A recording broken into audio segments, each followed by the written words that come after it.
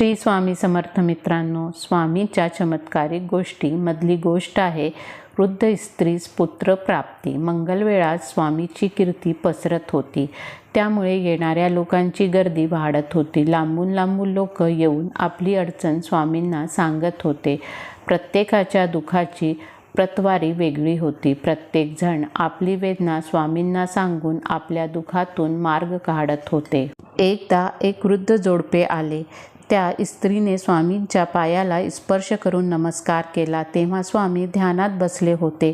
जेव्हा त्यांनी डोळे उघडले, समोर उभी असलेल्या वृद्ध बाईचे व्याकुळ डोळे त्यांनी पाहिले। स्वामींनी अंतर्ज्ञानाने तिचे दुःख लगेच ओळखले। स्वामींनी तिला विचारले, माते, कसले दुःख आहे? मोकळेपणे प्रगट कर। स्वामींच्या बोलण्यातील प्रेम पाहून ती स्त्री स्वामींच्या चरणाशी बसली आणि म्हणाली, स्वामी, आपल्या कृपेने सर्व काही उत्तम आहे। देवाने सर्व काही दिले आहे, परंतु मला मूल झाले नाही। त्यासाठी गेली अनेक वर्षे आमचा जीव तडफडतो आहे। आयुष्य उतारवयाला लागले आहे। आता मूल होण्याची शक्यता नाहीशी झाली आहे। आपली कृपा झाली तर आयुष्य धन्य झाले असते। खूप वैद्यांना प्रकृती दाखवली, व्रत केले, नवस केले, परंतु माझी कूस काही उजळली नाही। इतके बोलून ती रडू लागली। स्वामींनी तिच्या पाठीवरून हात फिरवला व तिला म्हणाले, माते, काळजी करू नको, श्री दत्तात्रयावर विश्वास ठेव।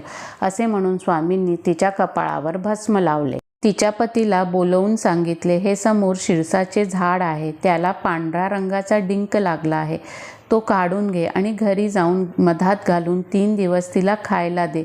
सर्व काही तुमच्या मनासारखे होईल। त्या दोघांनी स्वामींच्या चरणावर डोके ठेवून नमस्कार केला व तो डिंक घेऊन घरी गेले। 3 दिवस स्वामींच्या सांगितल्याप्रमाणे तो डिंक खाल्ला। वर्षभराने त्या वृद्ध स्त्रीला मुलगा झाला। त्या मुलाला घेऊन ती स्वामींच्या चरणावर घालून त्यांचा आशीर्वाद घेतला व पती पत्नी आनंदाने राहू लागली। सर्वांना आश्चर्य वाटले।